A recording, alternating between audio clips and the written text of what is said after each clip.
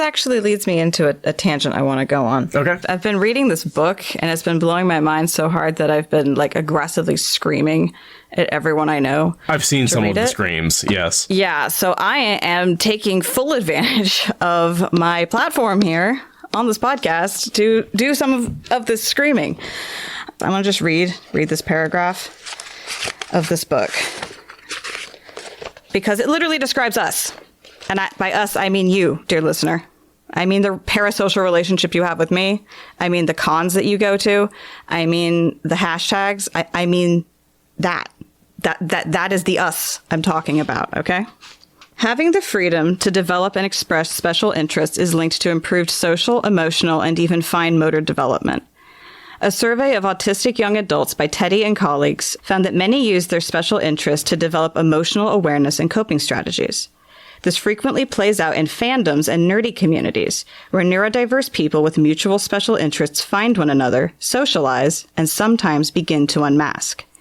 In a study of internet habits, researchers Johnson and Caldwell-Harris found that autistic adults actually had a greater variety of interests and more numerous interests than their non-autistic peers, and made far more social media posts about their interests that were designed to provoke conversation compared to neurotypical people. Autistic people are also a foundational part of most fandoms and conventions centered around shared hobbies. We devote a lot of energy to finding and creating spaces where we can interact with people who share our interests, and within nerdy fandom spaces, social norms tend to be more forgiving and relaxed. It turns out that special interests aid us in becoming more outgoing, well-rounded individuals. The book is Unmasking Autism, Discovering the New Faces of Neurodiversity by Devin Price, PhD. Yeah, no, I don't see the relevance. No. Nope. No. If you are a person who has been struggling with wondering if you're autistic, read this book and wonder no more. Right. This book is, I want to dissociate and cry basically every paragraph I read. I can't decide how I should start marking it up because I will mark up literally every single word in it. So right now I just have Post-it notes. I am literally basically begging my family members to read it if they give a shit about me at all. I'm using all my social media to blast about it. I'm using this to blast about it. I have never felt so strongly about a book in my fucking life, and you know how much time I spend on Wheel of Time. Like, I have known that I'm autistic in some capacity since 2002 or so. My mom was diagnosed autistic somewhere around 2002, 2000, somewhere in there. So it's kind of obvious, and like it's a family thing. I'm not going to relitigate something that I'm sure most of the audience is basically familiar with. It's a family thing. But I went to this event with her. She got asked to go perform at this event. And I remember going there with her, and it was a bunch of people with like really high assistance needs, generally speaking. Like all the autistic people there were like very high support needs. And, you know, I was looking around being like, I vibe, but I don't. Like, and then at the time, I'm like 15. No, so it must have been, 2004. So I was 15. I'm like, yes, but no. I'm something else. I am some kind of flavor of autistic that hasn't been defined yet. So I've known since then, but I've had all of the fucking imposter syndrome, all the, oh, it's performative. Oh, I'm taking up too much space. Oh, I need to be validated by the medical establishment. But then the more I learn about how bullshit the medical establishment is and what the problems are with diagnosis criteria and like what's going on, the more I've learned since 2005. It's all, this book is like putting it all together and being like, stop burdening yourself with all this doubt. Like, that's what this book is doing for me. So if that sounds at all like you, read this book, because if it does not convince you that you're autistic, then you probably have something else going on. And the book also talks about the experiences of non-white people and of non-cis people. And actually, the first context I heard about this book in was with respect to the intersection of autism and transness. That was actually the first context I heard this book talked about in. There's a whole category of people who identify as autogender, because confusion around gender is so inherently tied into all of the other confusions around bullshit social norms. And like, that's why I'm non-binary, is because it's like, I don't get this and I don't consent to doing this. So it's all wound together. And that's why I first heard about this book. And then just people kept mentioning it and kept talking about it. And I kept seeing references to it in so many different places. So, yeah, guys, it's a thing. And birds of a feather flock together. We know that. We know that. We know our people when we see them. We know how to gather around the cats at the party, right? Like that's the tism. That's the spicy. That's the neurospicy. And even if you aren't super autistic in the way you think you're, yeah, you probably are. This shit is so poorly underdiagnosed. It's this book is bringing together a decade of angst for me. So that's my pitch. Everyone, please go read it. If you give a shit about understanding me at all, much less yourself, go read this book. And you'll probably start crying and dissociating, and that's okay. Should I go read it? Yes! Okay. God, yes! God! Oh, okay. In that case. I wasn't sure from all that earlier stuff if you were... Spadoinkle, no, because autism is a different neurotype, and it's just, humans have always been this way. I will say, I have not finished the book yet. I'm only halfway through it. But no, this is not a book about autism from the outside looking in. This is a book about autism from the experience of a PhD who has autism. Like, yeah, no, this has nothing to do with all of the scaremongering around, is autism increasing? No, we're not dealing with that. We're dealing with what it's like to be autistic. Editing Aradia here, just to reiterate that I am not a doctor. I am a book commenter. This is not a medical recommendation or diagnosis. This is a book recommendation. That should be obvious, but I just feel the need to reiterate, this is not medical advice. This is reading advice. Okay, thank you.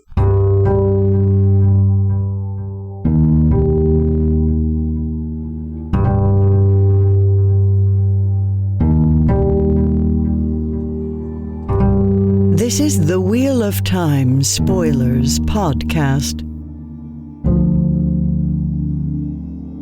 We're doing a doubleheader today, folks. Possibly. I did notes for a doubleheader. Yes, as did I.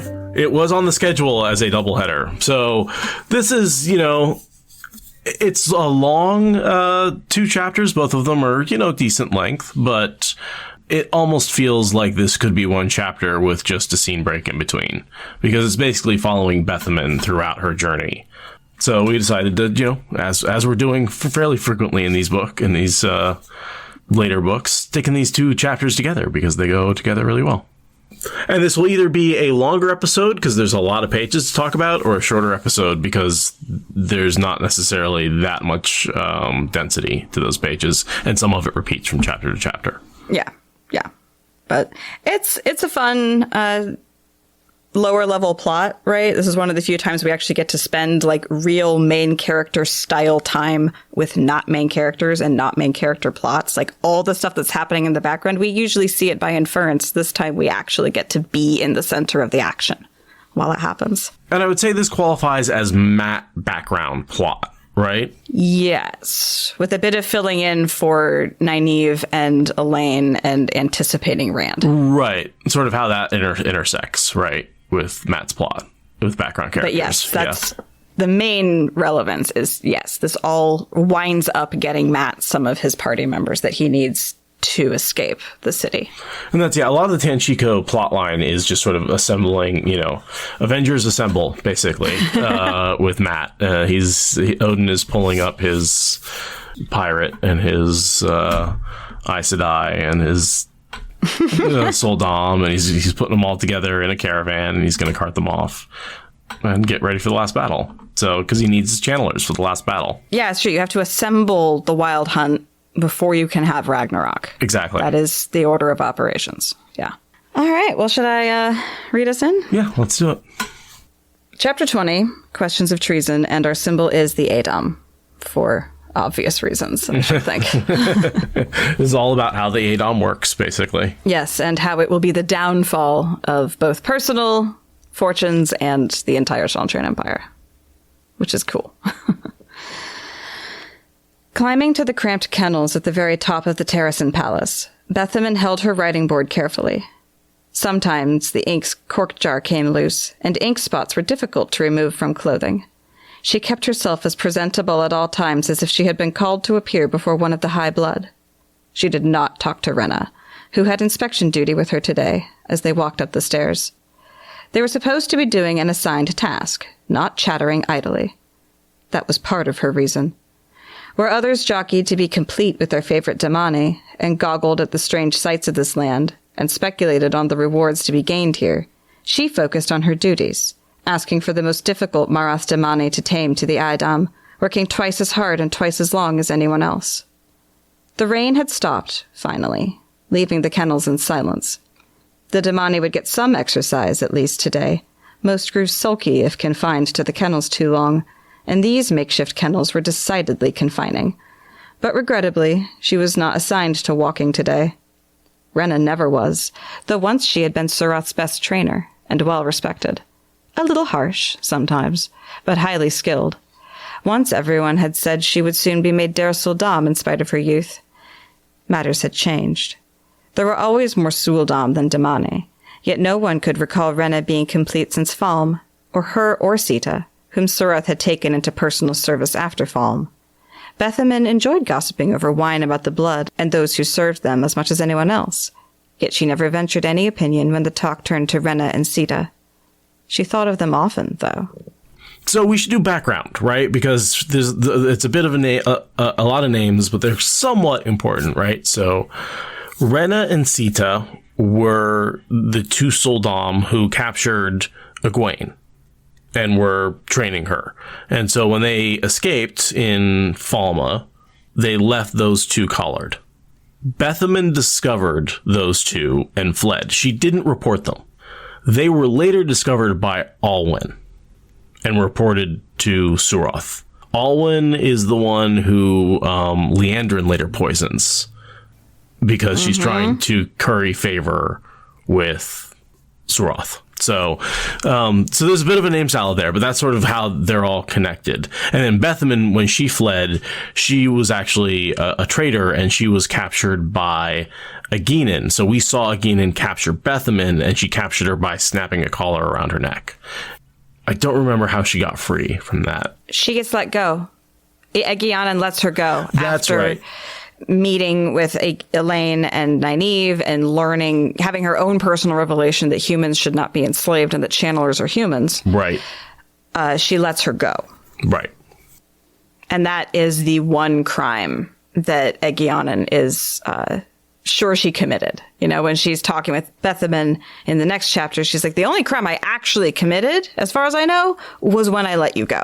Everything else in this whole conspiracy doesn't actually exist. add up. Right. But that one thing was her deliberately choosing to disobey the Empire. So they're both traitors, but in different ways for different reasons. And yeah, that is the information that Bethamin's been carrying with her this whole time, right? So she gets captured by Egeanin, released by Egeanin, and then goes back to the Seanchan, knowing everything she knows, having been a traitor and run away. But then she ultimately ends up back there, and now she's trying to be Little Miss Perfect because she is literally the opposite of perfect. Mm-hmm. Meanwhile, the other two were, because they were reported by Alwyn, Surath knows that they have been collared and knows that they're basically Damani. Yes, they are Marath Damani. Marath Damani. But it's so weird because they're all Marath Damani. That's the thing, is like they can all be collared. And that is why those two haven't been exposed, is because that would destroy the system. So they have to be allowed to be in some sort of like shadow ban kind of place, right? They're not allowed to be complete because we know that they can channel, but we also know that everyone can do the math. The second the information hits people's brains, they do the math and they figure it out. So there's this really weird Shreddit in the room. that's just lurking over every single interaction that mentions either of those two. And that's why Bethamin is like, I'm not going to gossip about them. I'm not going to interact with them. I'm not going to be nice to them. I'm not even going to bully them excessively. I'm going to do nothing to mark my interactions with them whatsoever. And I think, unfortunately, we've got to figure out what else we want to talk about, because that summarizes a lot of the first couple pages of interaction. Well, the other thing we can talk about is the Damani.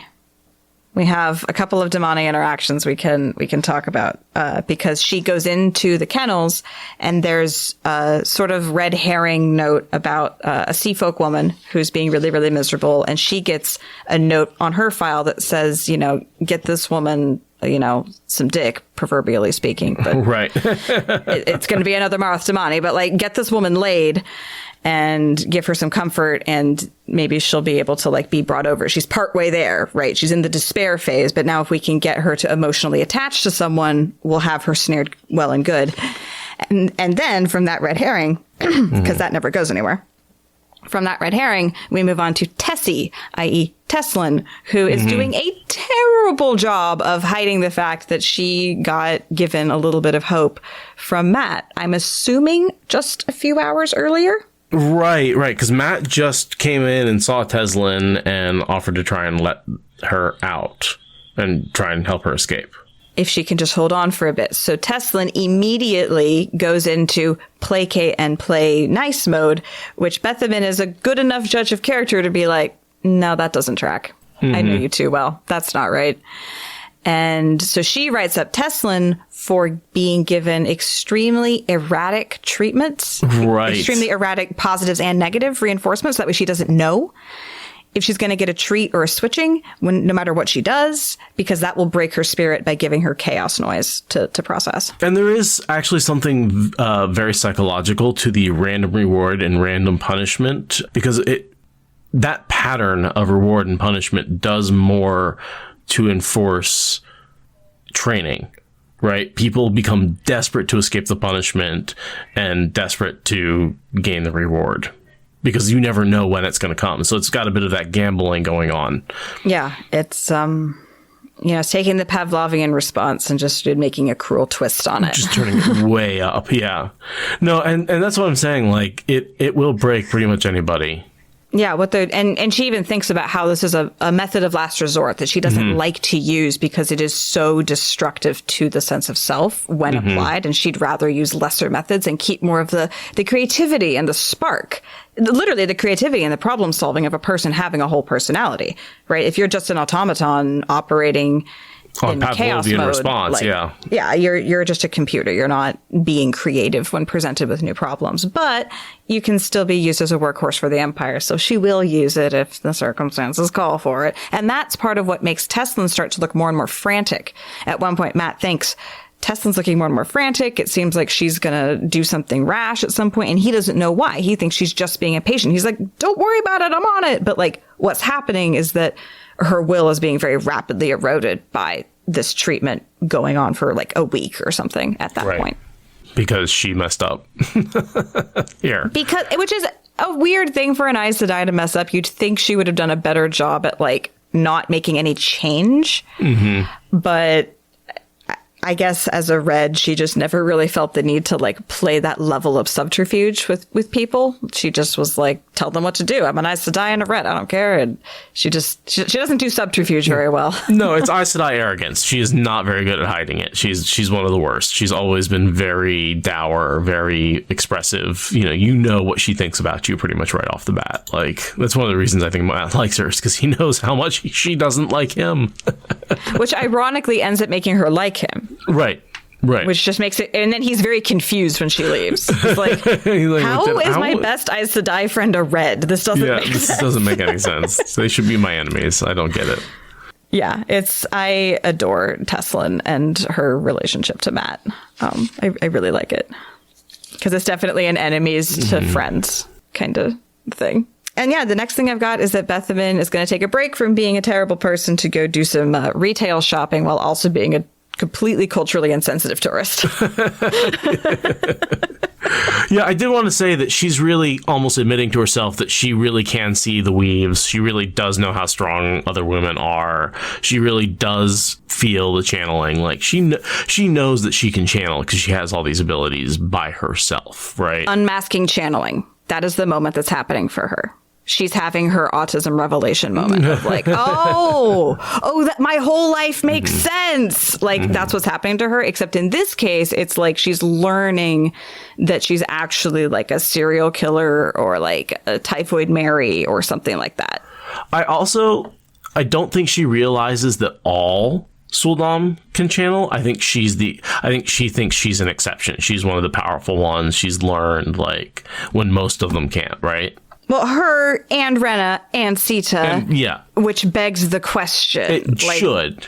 She's not sure, but she knows for a fact that it applies to her, and she'll be the third person she knows of. Like, right, spread it in the room, getting bigger. And yeah, she's convinced that there will be a new testing. The way that, because yeah, she thinks some Suldam don't know how to channel. And there will be a new testing to separate out the true Suldam from the fake Suldam, essentially. So yeah, she thinks that there's a potential that there are Suldam that don't know how to channel or can't be taught to channel. She hasn't quite connected the fact that it is 100%. The Venn diagram is a circle. She thinks it's still a Venn diagram. Right. So a little bit about Alwyn, who then, who I already said is killed by Leandrin. So that's her. Welcome to your promotion where you get murdered. Yeah, and Alwyn, as far as I can tell, is a very Elida-like character. She's not actually a dark friend. She's just a terrible person. And then she gets snuffed because dark friends are maneuvering all around her. But she actually was just collateral damage and was never like a real part of the dark friendery, I think. On the other hand, she's closely related to Surath politically. So maybe Surath only works with dark friends. I mean, I don't know. Either way, it's hard to say. But she definitely doesn't get killed for anything other than Leandrin's petty desire to get a little bit of leeway and breathing room. It's the very mob boss where he's like, I wish someone would take care of that guy. And then some, kid goes off and kills him. He's like, no, that's not what I meant. Like, yeah, it's like, well, not in broad daylight in the mall. Like, right. With my logo on your, side. Right. Yeah. Like, yeah.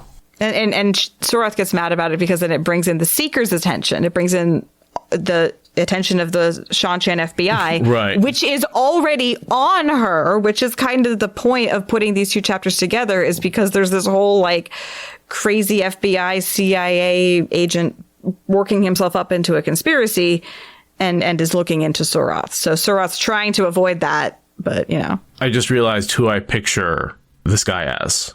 Fox Mulder. Totally. Right. On the conspiracy theory, tall, blonde, handsome looking, hero. Some might call him pretty. Yeah. But just totally off base about what's actually going on. So off base. Oh my God. Just completely, he's going to walk in and be like, oh, it's that. Oh, I was way off. I missed that. And he does kind of do that, right? He gets to the reveal that it's not Tom Maryland, mastermind of this whole thing with Bayle Domon. And does he go in that? Is he in that meeting? Isn't that Kharid? No, it's Moore. Al-Murat Moore. Oh, ooh.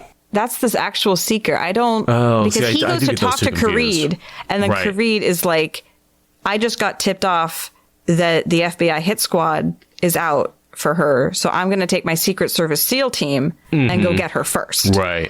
Moore is not part of that, as I recall. Moore is the trigger for that because he's the bad guy in Kharid's opinion, or at least he's indicative of the fact that bad people are afoot in Kharid's opinion. Because they just refer to him as the Seeker. Yeah, whereas Kharid is a Death Watch guard. Got you. I forget when he introduces himself, but I remember the way that it's said in the audiobook. Al-Murat Moore. Al-Murat Moore. Okay, so I'm just getting the Seanchan badass Secret Service guys mixed up. Sorry. Yeah, this is like Seanchan James Bond, and you can't even remember his favorite drink. Right. Like, what's wrong with you? I don't know, man. There's too many names. I don't actually remember what happens to him more. I don't remember if he just spirals out into being lost somewhere, or if he gets killed, or what happens. Let's see. Last mention is him talking to Creed. Okay, yeah, so he just spirals off into whatever weird CIA nonsense he's up to. Yeah. But, I mean, you can see why I mistake him for Creed, because it's like he gathers all this information, passes it on to Creed, and then disappears. And then, that information continues on in Creed, and it's like, man, it really does feel like it's Jordan was like, well, I don't need that character. Bye. Yeah, which is weird, because I really like the character of Almirad more. Like, the lone rogue intelligence agent trying to put it all together and getting it wrong. Like, there's so much Tinker Tailor Soldier Spy stuff you could be doing, but no. Sanderson just left him on the floor. Yeah, that's there's nothing else there. All right. Okay, so Bethamin gets back to her place, thinks about how packed it is, and gets scolded for having a male visitor who is this guy. It's fun little world building for the inn. Mm-hmm. I love this line. For some reason, the innkeepers seem to believe they all spent their free hours engaged in debauchery. Because, like, we get that about, like, foreigners throughout the book. Like, every culture is like, well, we're proper, but those people are having way too much sex. Like, that is such a universal attitude that the characters have. It's so funny. I love how she tries to, like, calm the woman down by offering her to buy her a knife with more colorful gems, completely missing that those gems mean, like, my son died in battle and had, with honor, or married, or, whatever. Like, there's all sorts of meaning to those gems about their life, and, like, trying to change the color of the gems is like offering to rip away their life history. It's like the biggest insult that she could possibly come up with. Yeah, that's what I'm saying about her. She wants to go out and, like, do some retail shopping while being a worthless tourist. When she's like, oh, maybe I'll buy one of those little knives that everyone wears. And it's like, that's not how this works. So she displays twice, for anyone who didn't get it the first time, that she has no idea what's going on with this culture and has no desire to learn at all. She has zero desire to engage with the local culture. She just wants to have the shinies to take her mind off her troubles. Very Karen of her. With apologies to all the Karens, because I've literally never met a Karen I didn't like. Karens are lovely in my experience. But the Karen vibes rolling off of Bethamin in the way that I mean is strong. So she returns and walks in basically on the Seeker. Yes. Who then gives us two names for Egeanin, which is kind of fun. He literally does the Secret Service, like, badge flip at her. She's like, goes to draw a weapon and call for help, and he flips his badge at her, and she's like, oh. Ooh, FBI. Quiets down, puts her weapons away, like, puts her hands up. Like, the instant compliance when she sees his little badge is, whew. Seanchan's a scary police state. I'm glad I don't live there, she says, from the crumbling United States of America. But whatever, it's fine. But yeah, he calls Egeanin Sarna, and also that she's been had her name changed to Egeanin Tamarath. So put that in your trivia pipes and hold on to it for a contest. Oh, I completely missed that. Yeah. Yeah. What was Egeanin's first name, and what was it changed to when she was raised to Captain of the Green? Sarna and Tamarath. Hold on to that. Because I won't. So someone else needs to. Well, and on top of that, you got her name change when Tuon changes it to Llewellyn Shipless. Well, but that's easy. Right. That's easy, but this is her two different surnames when she's still fully Seanchan and just Egeanin. We just think of her as Egeanin. We don't even remember she has a last name, but she has two, because that's how Seanchan work. Because she got promoted. Yes. And so she got to choose a new name, is basically how that goes. Yeah. And then when she gets fully demoted, like cast out of society, she not only gets her last name taken away, she also gets her first name taken away. It's just mean. It's awful. Seanchan are great ones for using names to give and strip agency and identity away from people. They're really into the power of names, which, like, in fairness, names are powerful. So. Right. And they go into that in some detail in this chapter in terms of, like, taking away the name helps with the most difficult cases because it gives them a break. It's like, you're not that person you used to be anymore. You're this slave now. Yeah, when you don't get to choose your own name, when your name is taken from you and some weird infantilizing diminutive is put in its place, like, yeah, your identity will suffer. But also when you look forward to getting a new name and then you get a promotion to a new rank and a new name with it, your sense of identity will inflate. Right. Like, it goes both ways.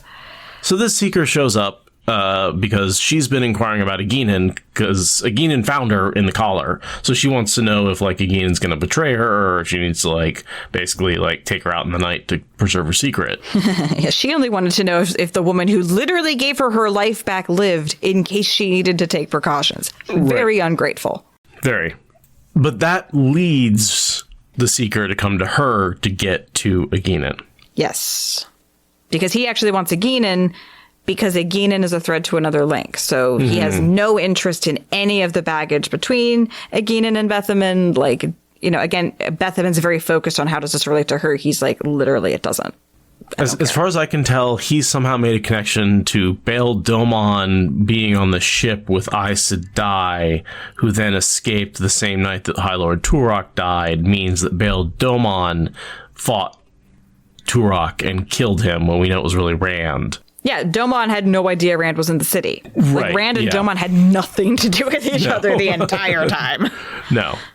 Other than the fact that he gave him a ride at one point in the past, right? Right, So, but like that's not yeah. how Rand got to the city that time. Like their interactions, like Domon had been there for months, and then Right. Rand showed up. Like it's Taviran, not conspiracy.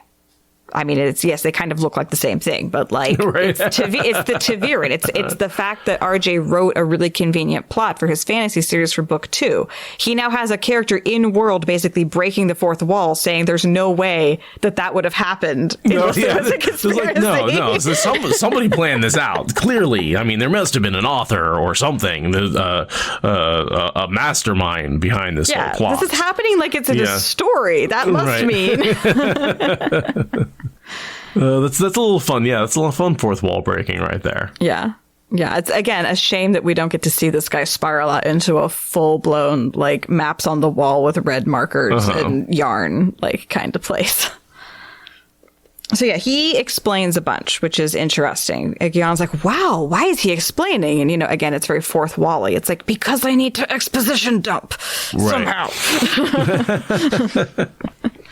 Yeah, he doesn't really explain. He's like, well, I need you to convince her, but it's like, we never really see that play out because she immediately turns around and goes to Egeanin and is like, dude, the cop wants me to roll on you.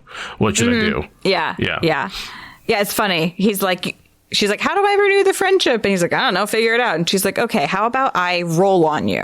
That will be how I renew our friendship. That'll work. This is my overture of friendship, Egeanin, and the cops are looking for you.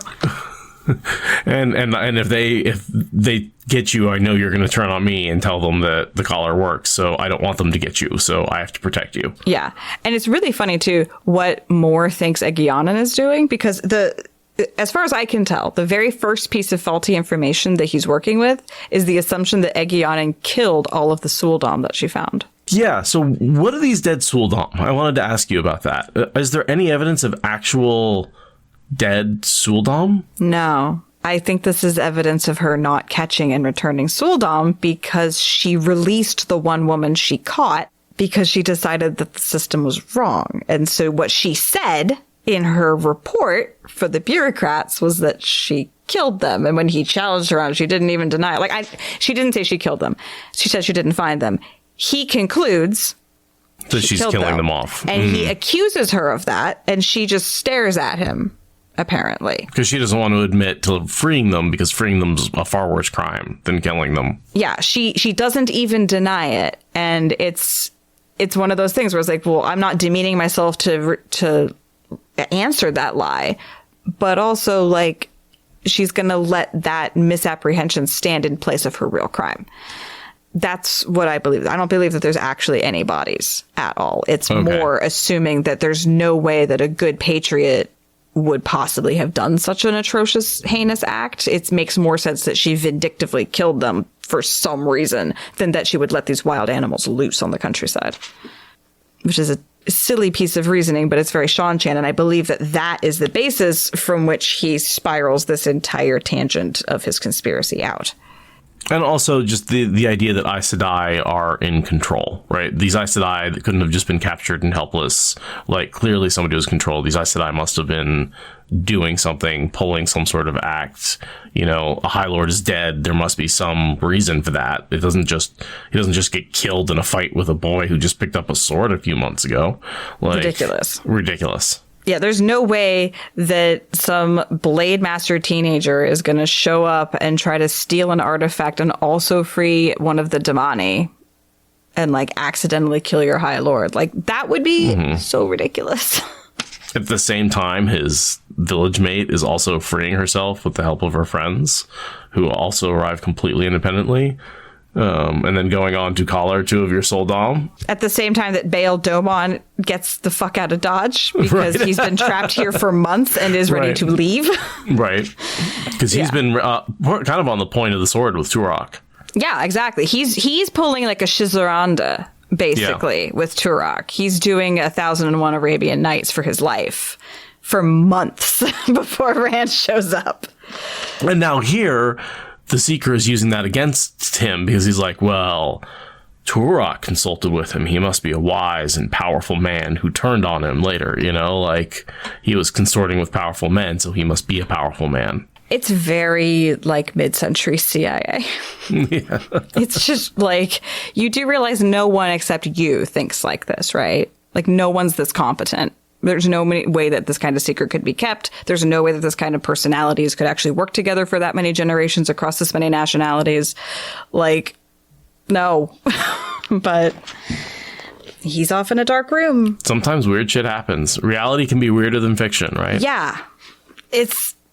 Yeah, everyone go listen to the 4-parter from Behind the Bastards about that time that the CIA tried to subvert free will. Seriously, this guy is mid-century CIA to a T. Well, mid-century, you know, later than technically the mid-century. Whatever. Words are stupid. Turok was a great man, but my duty is to the Empress, may she live forever, and through her, to the Empire. He drank the brandy down in one long swallow, and his face became as hard as his voice. Turok's death is dust beside the danger facing the Empire. The Aes Sedai of these lands seek power in the Empire, a return to the days of chaos and murder when no man could close his eyes at night knowing he would wake, and they are aided by a venomous worm of treachery boring from within. Surath may not even be that worm's head. For the Empire's sake, I dare not take her until I can kill the whole worm. Egeanin is a thread I can follow to the worm, and you are a thread to Egeanin. So you will renew your friendship with her, whatever it takes. Do you understand me? I understand, and I will obey. Her voice shook, but what else could she say? The light save her. What else could she say?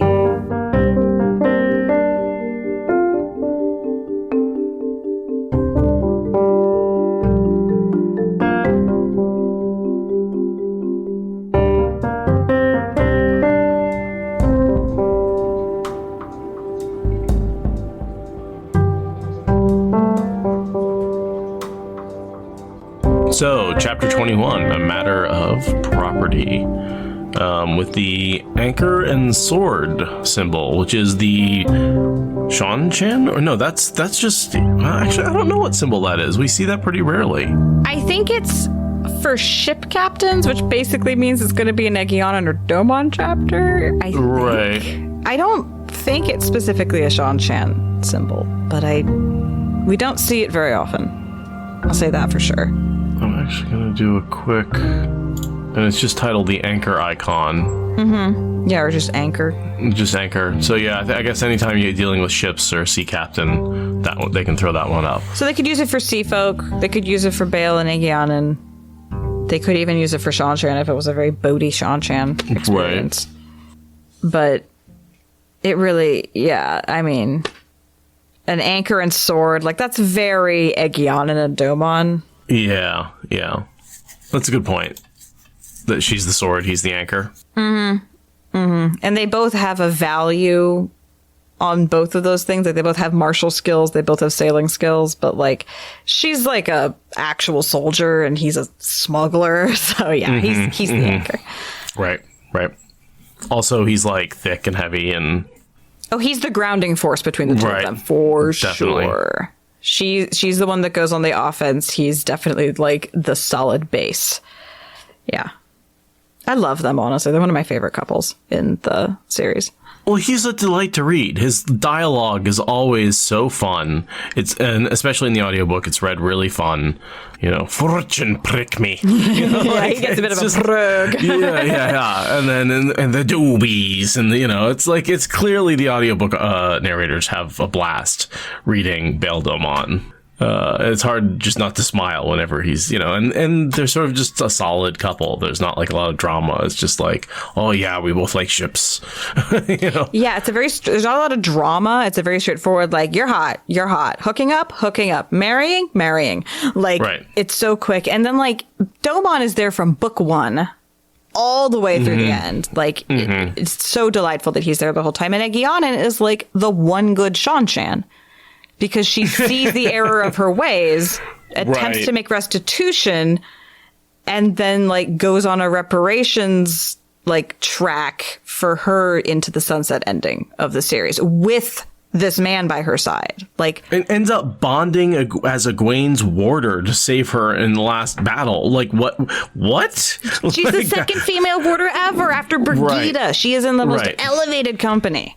Yeah, I love everything about them. I hope that they are a powered dynamic duo happening in the back of the show. Like, let them be in there, please. That'd be so fun. Chapter 21, A Matter of Property.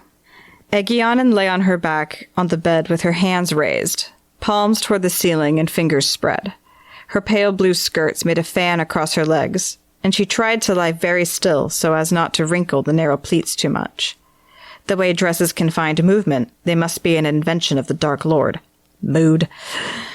Lying there, she studied fingernails too long for her to lay hands on a line without breaking at least half. Not that she had personally handled lines in quite a few years, but she had always been ready and able to, at need.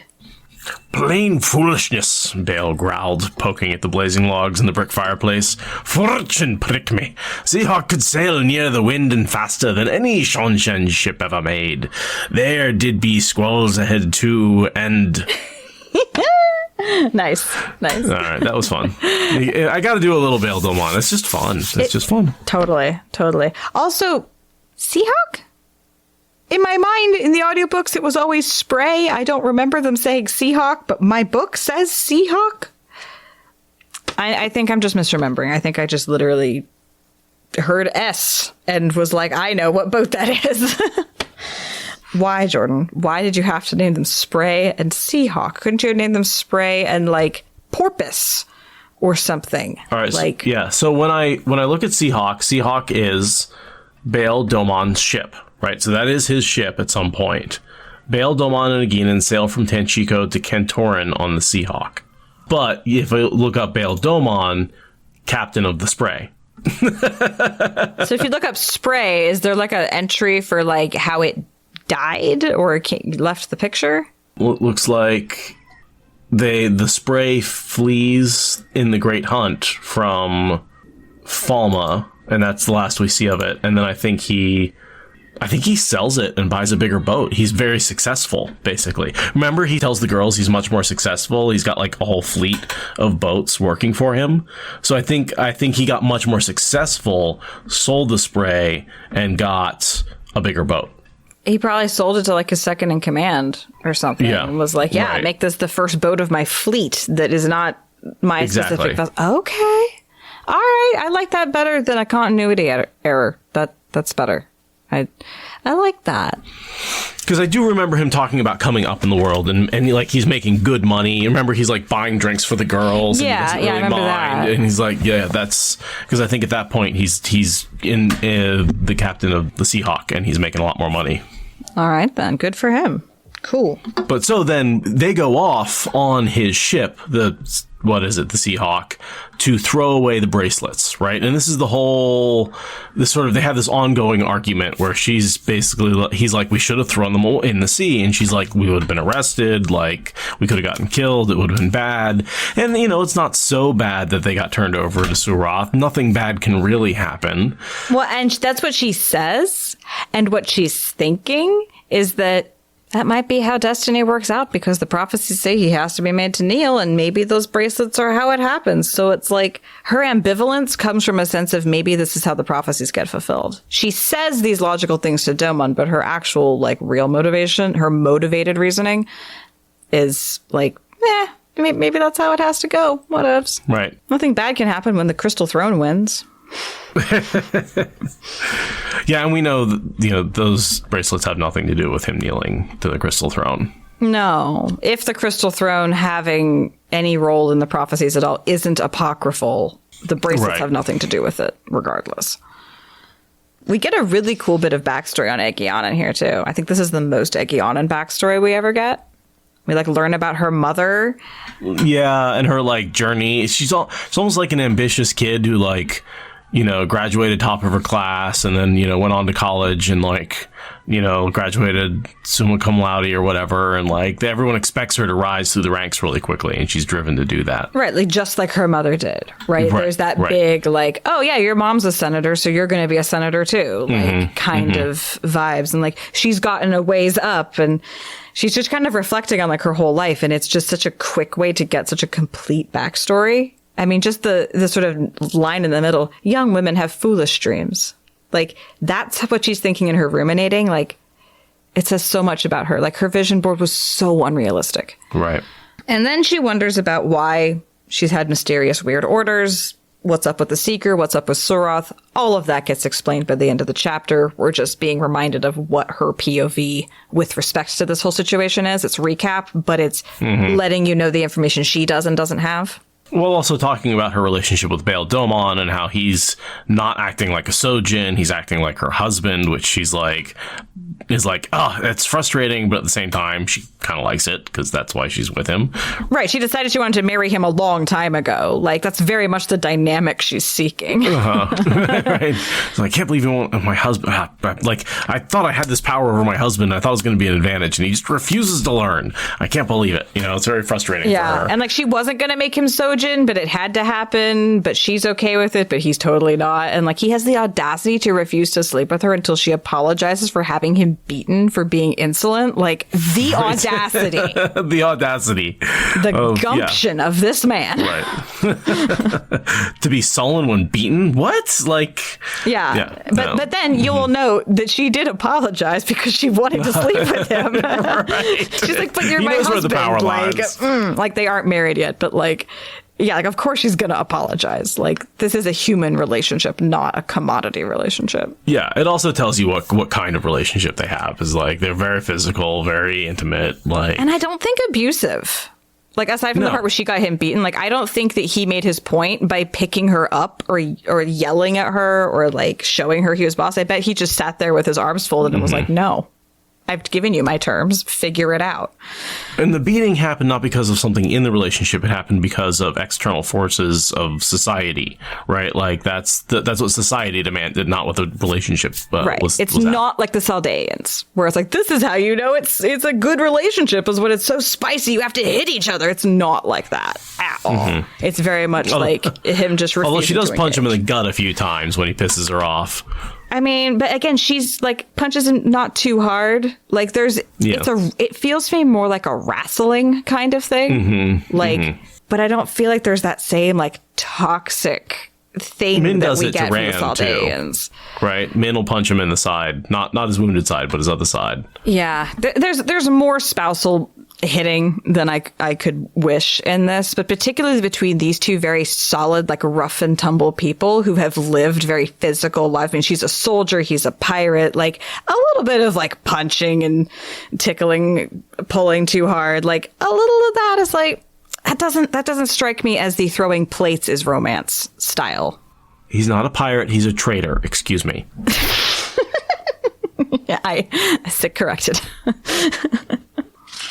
Yeah, so she tears apart his whole argument for everything. We get the whole reason why he's Sojin is because he got turned into property and she had to buy him. He was very expensive. It's this whole thing. And then, yeah, Bayle's like, whatever. And in comes Bethamin is the next thing I've got. Well, but no, the next thing is he's like, well, fine, maybe you have a good argument. Have you considered getting married? And she's like, excuse me? Like, because he's going for this very old argument to this extremely new tangent, and she gets completely swept away. It's very romantic while being also very awkward and casual. It's very cute. I love them so much.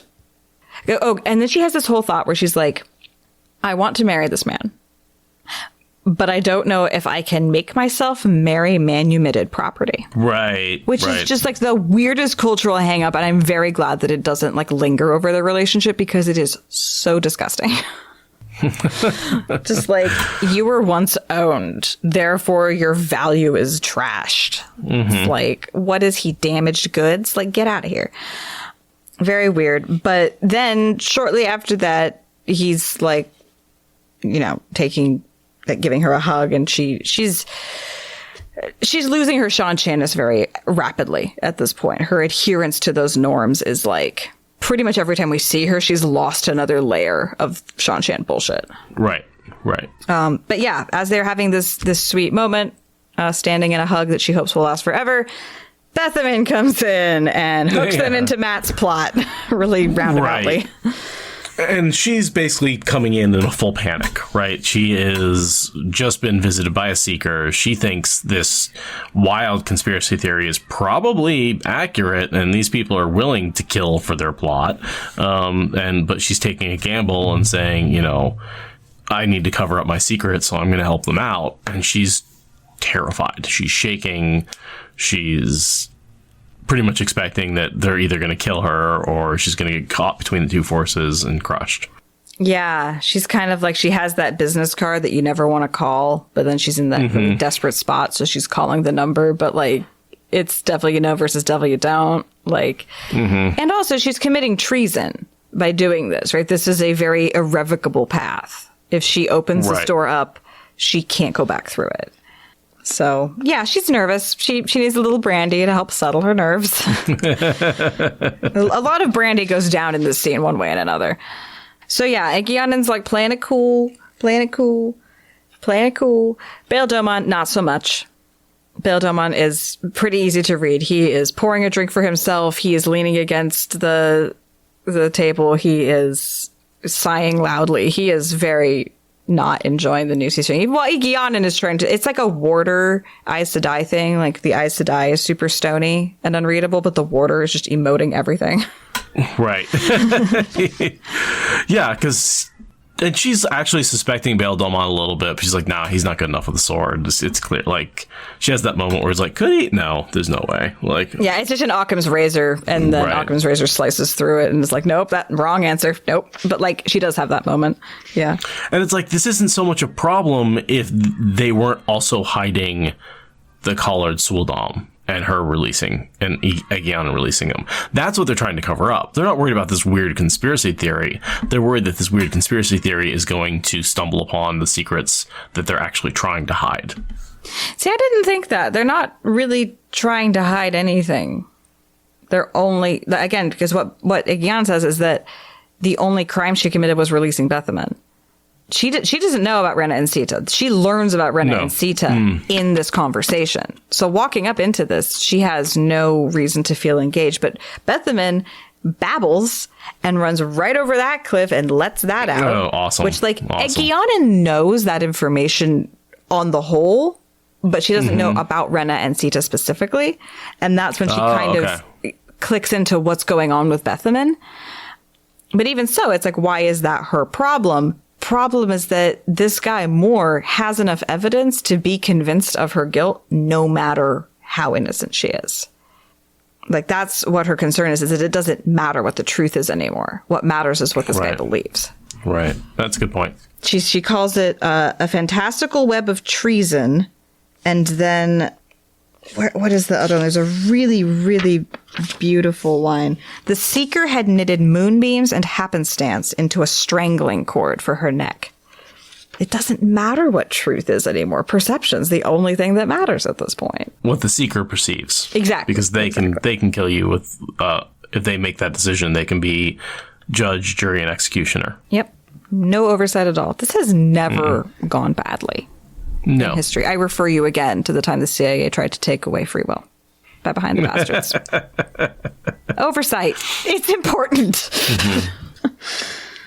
So Egeanin basically plays it cool by saying, holding pattern. Come to me every day, report to more, do nothing.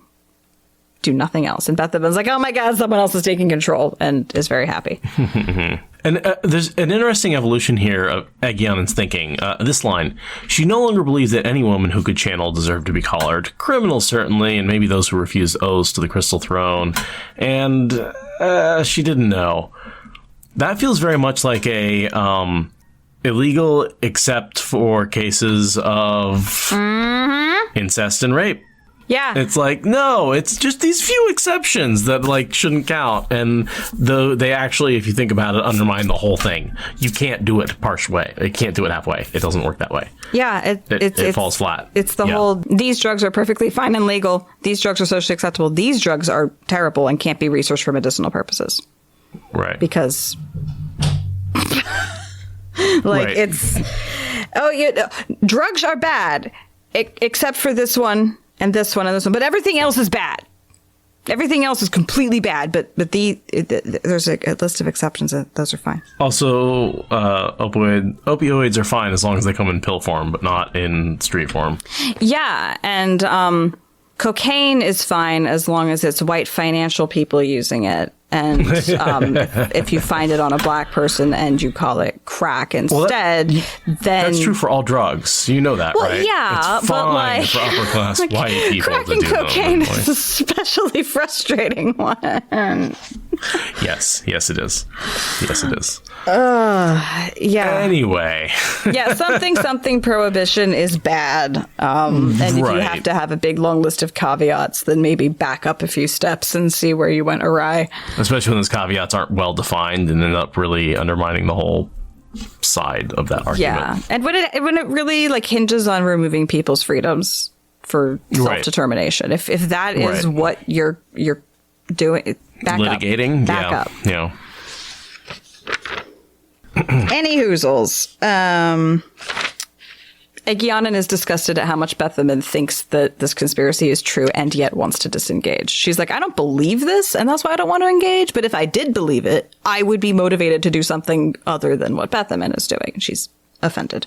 So she says something about how you can't kill him because the seeker will always be in disguise and like I mean, I guess maybe CIA style, but I don't know, man. I don't think they dressed up in disguise. I thought he just went around as himself. But I mean, a different haircut, a different cloak. Like, the dude's trying to be subtle. He's going to blend in. He's a nothing man. I don't know. He's like the intelligence service equivalent of a gray man. He's just going to be challenging to follow. Right. And so she comes up with this, whole theory about sending him away and buying him a ship. And she's like, well, he's like, basically, if you to send me away, you have to free me. And if you free me, you can't send me away. So you're stuck with me, which is, I love that logic of like, if you free me, I get to choose and I choose to stay with you. Mm-hmm. And you can't send me away without freeing me. It's adorable. So you're stuck. It's so great. He's like, you know what? Actually, I now have the power. Even though I am the enslaved person, I am now the one in control of what's happening. And then she's like, oh my God, it's because I'm wearing a dress. That's why he doesn't respect me. And it's like, no, it's because that's who he is. And that's who you're in love with. You're in love with this bullheaded, unstoppable avalanche of a man. And that's why you love him. It's not the dress. And so I assume Bayle Domon here he's coming with a plan to get a ship and a crew, basically, so they can flee and start life over in a different port, not worry about the Seeker, capturing them. And then they end up getting, spun in and caught up with Matt Cawthon's plot line and sucked into the circus, right? Yes. Because they never get back on a ship. No. Because they go overland with their crew. Right. So this is a whole him going, oh, I'm going to go talk to Matt Cawthon really does divert them off of the path that they're intending to go on to. Yeah, but I mean, it also works, right? They need an escape. They need a crew. They need a vessel. It turns out that the vessel is on wheels instead of under sail, but otherwise it's the same thing. Uh-huh.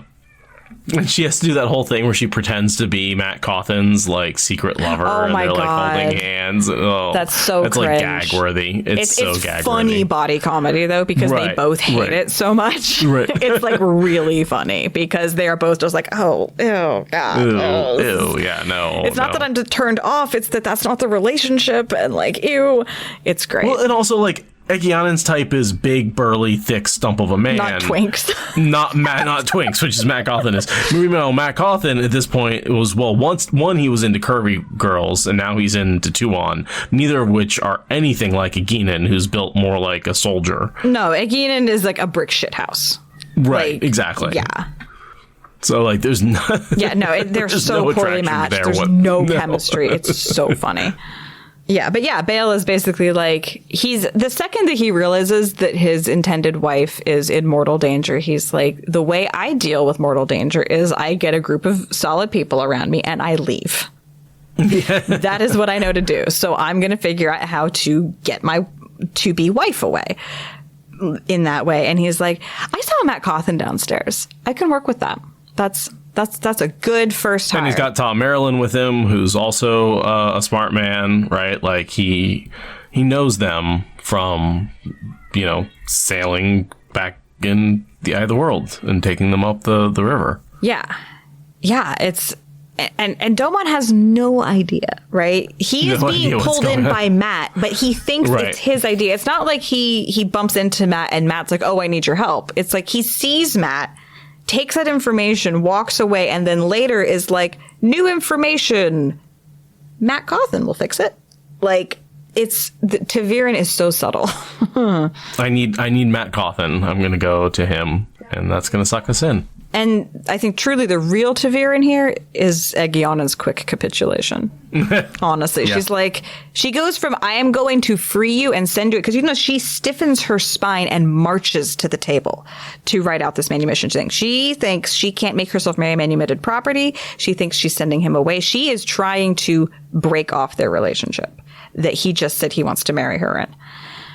And then he's like, no, actually, that's not what we're doing at all. And she just rolls over and is like, you're right. That was a dumb plan. Let's do it your way. Like, that to me is the most Ta'Veren part of this whole hooking together of plots, is how quickly she goes for it. But maybe it's just because she really, really, really wants to marry him and doesn't want to send him away.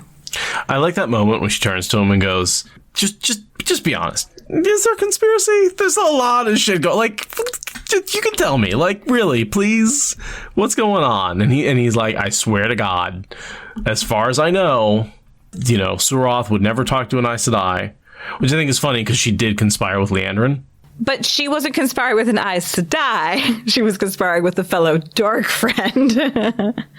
Critical detail that Domon is not. He's missing that for logical reasons. But that's not the conspiracy that he's denying. That didn't happen, I do tell this for true. On my grandmother's grave I do know of no plot, but I did know of 10. I still will no let that seeker or anyone else harm you, whatever it do take. And she's like, yeah, I've heard that before. While inside she's just like, oh, like the warm fuzzy that she just has to keep contained. Don't let him see it. It's so sweet. And then, that sort of takes us to the readout. That was a fast chapter. Yeah, it was. Well, it paired really well with the preceding one. It was just rehashing a lot of it and bringing those things together. It just sets up these two little micro plots into a more large, proper plot nubbin that then Matt can capture for his actual plot. And we get a map right after this, too. Yeah, that's for next chapter. We will talk about that next week. But yeah, for now, I will read us out. He failed to bow before leaving her presence, but she did not even consider upbraiding him. She did not intend to let the Seeker take her, either, whatever it took to stop him. That was a decision she had reached before she freed Bethamin. She filled the dented cup to the brim with brandy, meaning to get so drunk she could not think. But instead, she sat peering into the dark liquid without touching a drop. Whatever it took. Light. She was no better than Bethamin. But knowing it changed nothing. Whatever it took.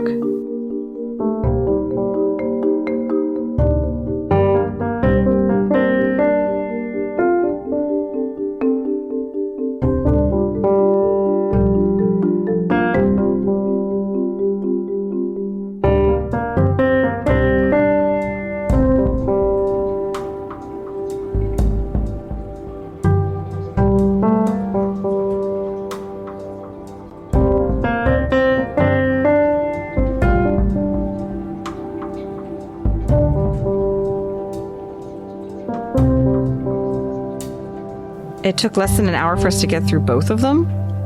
Wow. That's pretty fast. I'm glad we bundled those. Me too. That was an hour 40 recording total. Okay, yeah. That probably does add up to less than an hour for the actual content of talking through the 2 chapters. Right. Yeah, we're getting so much conclusion to things that we've been building up to that there's not a lot to say other than remember that thing that we beat to death, and there you go. Here's the dead horse. Here you go. I will leave you with this. Where do you think Farmatting got named after? Something with farm in the title. Literally, Far from the Madding Crowd, the novel. It's literally I'm not familiar with the novel. Far from the Madding Crowd is an 1874 Thomas Hardy's 4th novel. Wow. But apparently, yeah, it's Farmatting is a shortened version of the title of that book. Well, that's better than what I was thinking, being some dumb, like, farm adding way or some, like, bullshit street name or something. I mean, it is detailing the often harsh realities of farming community in Victoria, England. So, all right, so there's a farm involved. There's a farm involved. I was right for the wrong reasons. Cool. Neat. Oh, I am very excited to get to reading Origins. I will also leave everyone with this. Seth and I are thinking maybe we'll talk about Origins for more bonus content now that the show episodes are almost done. But playing with the idea we might talk about Origins to fill up that gap that's going to be opening up in your podcast listening schedules. Maybe. Because it would be nice. There's just some entries, I think, in the appendix that would be worth talking about.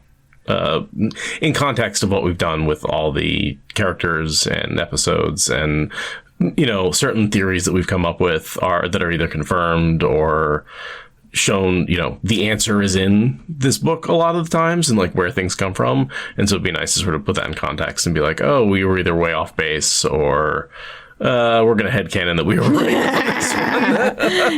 Yeah. I think that would be really valuable Watt Spoilers content. So look out for that in 2023. We will not be doing that this year. That is something for January us to sort out. Okay. But yeah, otherwise, good night. Thank you, everyone. Like, comment, share, support on Patreon. You know the drill. The closet is an adventure for sure. It's going to be it's a new way of doing things. Yeah, but I do have better light. You will notice. Oh yes, I did notice. I can actually see you this time. I brought in twinkly Christmas lights that I honestly hate because they're too bright. But if I'm looking at this, then the glow is acceptable. So my question is, how was the sound quality on the last episode, or have you edited it yet? Oh, I edited it.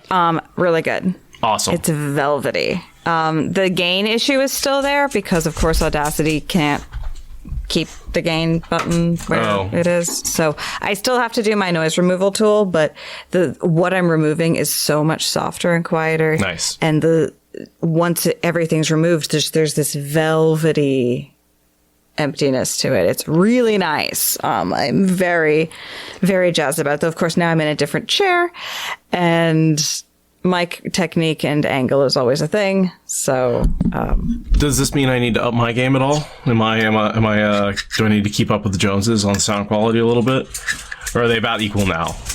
Mine's better than yours by quite a bit now. Oh, okay. But the noise removal process that I do, that I have been doing for a long time, plus the noise normalization thing that I have installed, I think we end up sounding the same in the end. Okay. You should probably dip in for a few random minutes of a recent episode just to see. But I think we sound pretty similar in the end. And I'm doing the same processes either way. So it really doesn't matter, actually, like, at all. But the raw audio, mine's a lot better than yours now. Interesting. Because I know I've been improving mine quite a bit. Like, I don't have the fan noise in the background or anything like that. So I wonder if it's just, one of those things where I should just be on top of the microphone like this. I wonder if that would make a significant difference in the sound quality. Sound quality is all about room treatment and mic technique. Right. Those two things are really all that matters. So I'm wondering if adjusting the mic technique, so it's really just, because I've always used the mic more as a room mic, and so it is going to pick up more of the room sound. Yeah, which, like, is fine. I mean, we're just doing Nerds in a Basement podcasting, like, whatever. But I really needed all of this stuff to not be dominating my office. I needed it to be contained. Turns out that means that I get to concentrate all the benefits of this, like, I believe several $100s worth of foam that I have been loaned. Like, it's a lot. Like, I have 2 bass traps, like, they're these giant, like, you've seen everything I have, but now it's all together, so. Yeah, and I guess that's something I haven't really done. I do have a fair amount of foam up here in this corner, but I'm not really facing it, but it's where the mic is, So, and then I've got this big stand behind me, which has layers of blankets over it, and I'm in a carpeted room. Ceiling?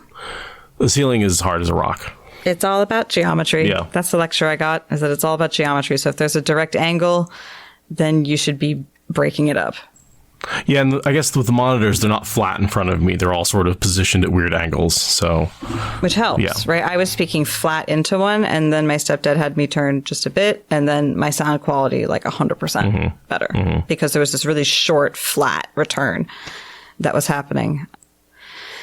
So, yeah, but also apparently you can confuse the audience if you get closer to the mic. No, apparently. I think we should just stick with that. Should I do my NPR? Yes, your best NPR impression. Today we're here to talk about sweaty balls. That's not a good NPR. I love your sweaty balls. I eat them on a regular basis. You're welcome, everyone, for that.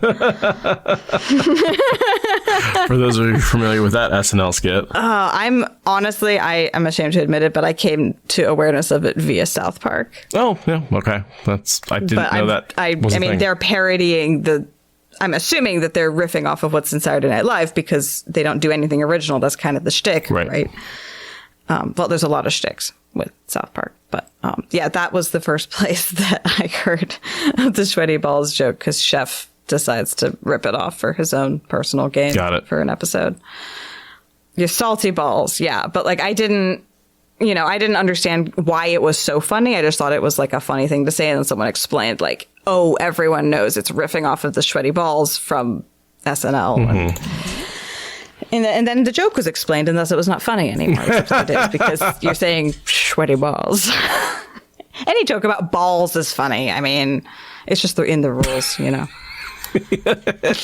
Yeah, no, I mean, I think we've all decided that there's things that are funny, farts, balls, boobs. Yeah, I mean, things that will amuse little boys, prepubescent boys, are actually funny to everyone. It's like everyone likes boobs, or nipples at least, to some extent. Like, we all think that butt jokes, fart jokes, and ball jokes are funny. Like, and there's certain words that we will all giggle at. There's a reason Everyone why is going to giggle at the word tool. Like, I'm sorry, it's just in the rules. The male Aes Sedai ceremony where they helicoptered in Tarvalon After Dark that strikes everybody as funny. That's just funny. Yeah. It's yeah, if you poke and it goes boing, it's funny.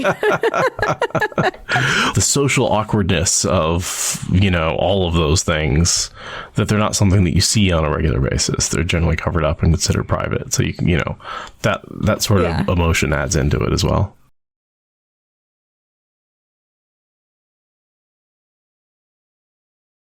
Okay, note, I'm reading through the origins of the Wheel of Time. The number of names that are just puns is ridiculous. Elsa Grinwell, She's pretty. She grins well. Disappointment. Right? So much disappointment. Florin Gelb. Gelb just means yellow, which is a way of saying he's cowardly. Right. Yeah, I get that. But oh my God. Yeah, I actually, I think you can see it there. That box on my desk, that is Origins. I have not opened it yet, but I have received a package from the Broken Bindings. So I know that that's what it is, but I have not actually like cut the tape and unboxed it and like done the thing yet, because I've been busy and it will take me away and I can't, I can't. I'm slowly working my way through the glossary. The glossary is a slog, right? Because it's just item list, item list, item list, and it's very easy to get lost. This is why I've never read the companion chapter by chapter. Right. So but there's a lot of interesting nuggets in there that I'm having a lot of fun with. And like I said, the number of names that are just puns, ridiculously high. Like, I mean, that tracks with how many characters he named. It's like, oh, he named so many characters. It's like, did he though? Yeah. Or did he just call them what they are and then change the spelling a little bit? Yeah. It's the did he though meme, like just multiplied by 1,000. That's how I'm feeling about this information. The other thing I have to mention, because I did Mistborn spoilers, was that I finished the 4th Wax and Wane book from Brandon Sanderson. So that was a very Cosmere-centric novel. That it really got into a lot of Cosmere stuff that I think if you hadn't gotten into some of the wider Cosmere, you're going to have some trouble understanding what's going on. That's like, most of his books, he hasn't done that. But this one, he's definitely like, yeah, there's a bigger world out there than just this world, and it is coming home to play. Wow. Well, that sounds fun for Cosmere and Mistborn fans. So I just wanted to mention that and say it was enjoyable. Definitely. I'm not going to say it was his best book ever by far. Well, the man has to throw a few duds. Right. You can't write that many books and not have them occasionally not be the greatest. It's just like, again, in the rules. Right. And every once in a while, it's like he's got to sort of bring together the threads. It has a very Winter's Heart feel to it, which is like there's stuff going on, but he's bringing together all these different threads, and it's hard to balance them all in a way that's interesting and goes forward in a coherent way. Unlike some of his earlier books that are much more self-contained, complete, interesting reads. It fits into the bigger whole very nicely, but it doesn't necessarily stand up as well on its own. Right. Yeah, this is not much of an incentive to me to continue on with that, but, that's cool. I'm glad for everyone that he continues to write. I just don't see myself getting into that anytime ever, maybe. It's pulp fiction to me. That's what it is like a lot of it's not super deep. A lot of it's, part of a bigger world, but it's like, okay, I used to read Dragonlance, not necessarily because every book was great, but because it was this big world and I got to, immerse myself in it and get more and more and more and more of it. And that's sort of, and it's just, it's a world you get to sort of disappear into, and it's nice that there's more of it coming out. And that it's good. It's not some of it's not great, but it's still good. No, and every generation deserves to have that. Like, I mean, Tamora Pierce and T.A. Barron, man. Shout outs to both of them for giving me worlds that I could vanish into, even though I didn't necessarily like every book of every little series that they wrote. But like, man, you can be sure that I was reading all of the Lost Years of Merlin, like every time a new one came out. Like, it's just how. So, I'm happy for the people that are into Cosmere. I just don't see myself picking up that bug. Like, I'm good. I'm trying to think. I definitely there was a series called the Hardy Boys Case Files, right? It wasn't the original Hardy Boys. It was the remake of the original Hardy Boys. And there were well over 100 of those. That was sort of my first, like, when I was a very small child, series that I, like, read everything that came out. And I think it got to the point where I would buy it and read it in an hour or two. Like they weren't big books.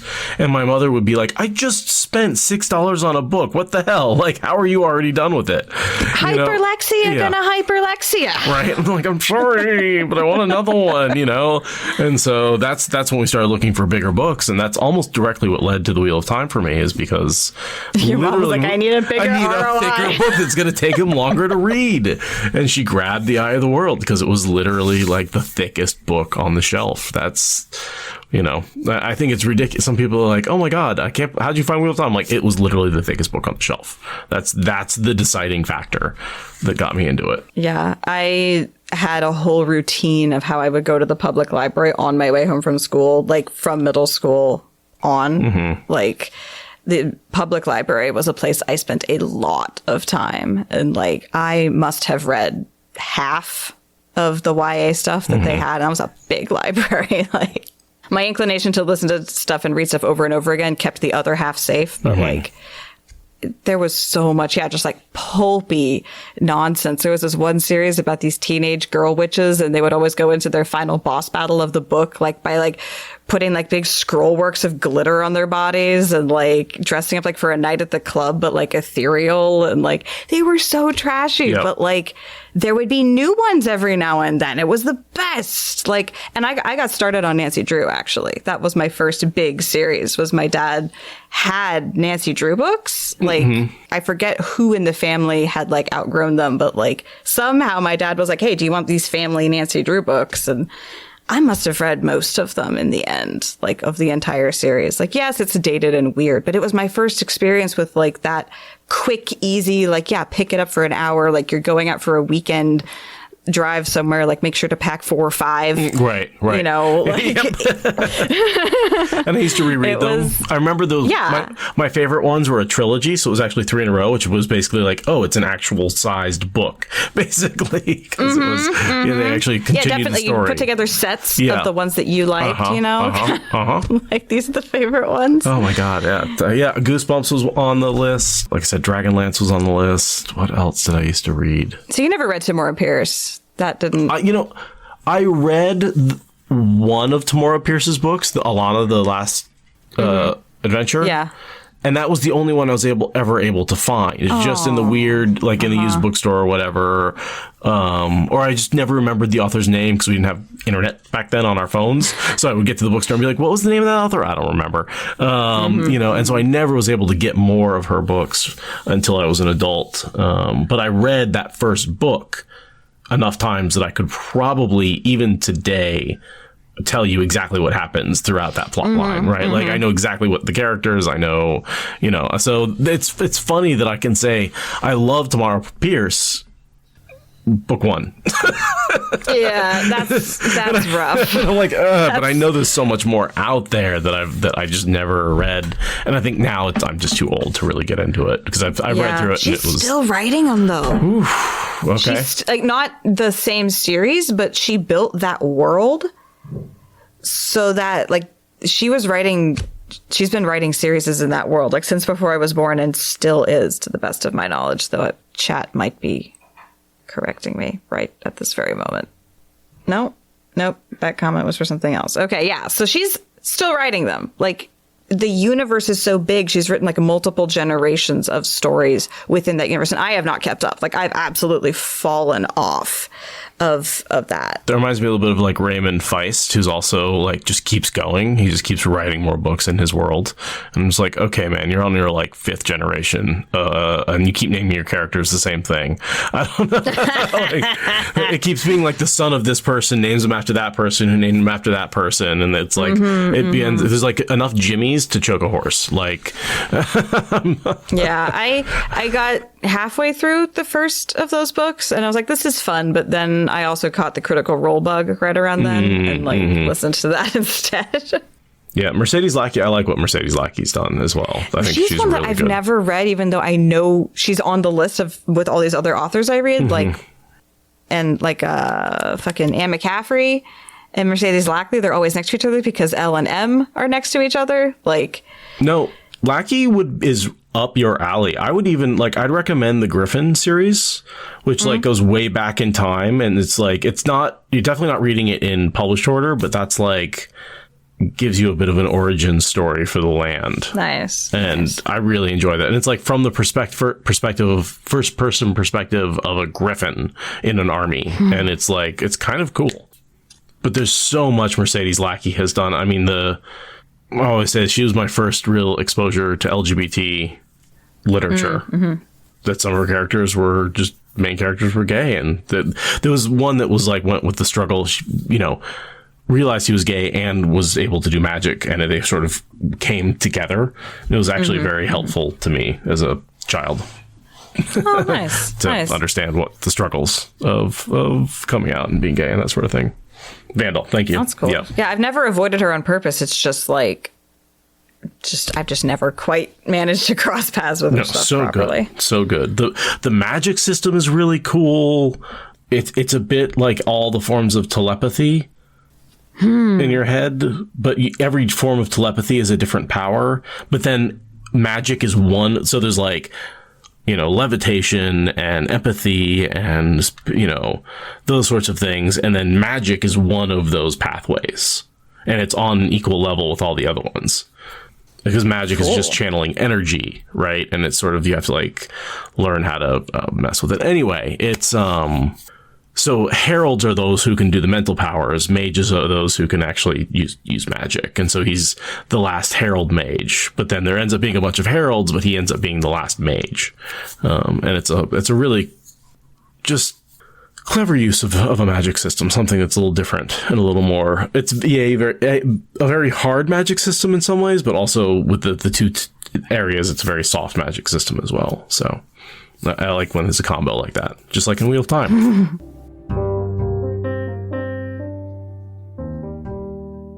Conspiracy theories are a comfort because it is frightening to think that the world is being run by a bunch of petty people with no clear idea of what they're doing or where they're going. That's way, way, way scarier than the idea that 17 lizard people have everything in control. It just is. It was getting dark here at 4:20. Yup. It's very true. I had to turn on the lights. When we started off this episode, it was bright. Mm-hmm. Yeah, it is. Brandon and I were noticing yesterday. It is. We're in the dark pocket of the year, right? It's going to be 2 months until we get back to this amount of light. Right. We are in the pocket part. It is a month until solstice, which means that it is going to get darker from here on out, and then we will be excited when it gets back to being dark at only 4:30. Right. Yeah, that's the part of the year we are in right now. These are a rough 2 months. Yeah, this is when the seasonal affective disorder is hitting the hardest, and even people who don't really get affected by it are getting affected by it. I'm taking vitamin D. Yeah. Which you need to do because there's no sunlight, so you don't get it naturally. Yeah. I don't go outside anyway. I take vitamin D year round. No. Also, I just burn so fucking easy. But yeah, I take in vitamin D and I get up before the sun. I go to bed before the sun. I look out the window at the bright, which it's been actually sunny. The gray has come back though. The great grayness has returned as of today. It was a week of clear and cold. It was very cold, below. It was very freezing cold. Yep. But it's now back up to 40 degrees and raining. So that's nice. We went camping in that cold. So but we were glamping, I should say, because we rented a little hut, one room hut. And then there was an outhouse, and there was actually a little bit of an outdoor kitchen, which was just propane burner on a shelf with some pots and pans next to it. And it was really nice, and it was cold. It was nice and cold outside, so we were sort of camping, and we built a fire and roasted marshmallows, and I cooked a pizza over the campfire in a cast iron. Nice. And then we had a taco night, and we made pancakes because we had the mix pre-made, and sausages, and we ate really, really good, and just went camping and saw something called Beaver Falls, which was a 40-foot waterfall. It was beautiful. So yeah, just had a nice weekend. That sounds really nice. Excellent for a not rainy, like camping in November is iffy out here, but that was good timing. That's why we had the cabin, right? There was a roof if it rained, the kitchen was covered, and there was a space heater and there was electricity. So, I mean, we were toasty and there was a bed, right? It was almost nicer than a hotel room. I mean, this wasn't honestly, hardcore camping. Yeah. So, yeah. And the people there were super nice. So, that sounds lovely. Yeah, I can't recommend it highly enough. And Timber got to run around and be in the forest, and he had an absolute blast. Yeah, Timber was there the whole time, and he loved it. He is just absolutely a cutie. But it was still chilly enough at night because the floor was uninsulated that he was like a super cuddle bug, which was nice. Yeah. He was like, I'm cold. Yeah, he's like, I require being in the pile. Oh, puppy. Yeah, and if anyone doesn't hear ads at the ad break, it's because that slot was not bought. Like that, it's if you don't hear them, it's just because you are not valuable to the advertisers, I guess. Ouch! Ow! Unless you're listening to it through That's Patreon, mean. in which case it's just because you weren't getting ads, and I don't render it without ad bumps because it would take me like an extra 20 minutes to go through all that nonsense. And you can live with the ad bumps. It's a time to drink water and pause or whatever. It's fine. Thank you for listening to the Wheel of Time Spoilers podcast. Rate us in the Apple Podcast app or Support us on Patreon. Is that good enough?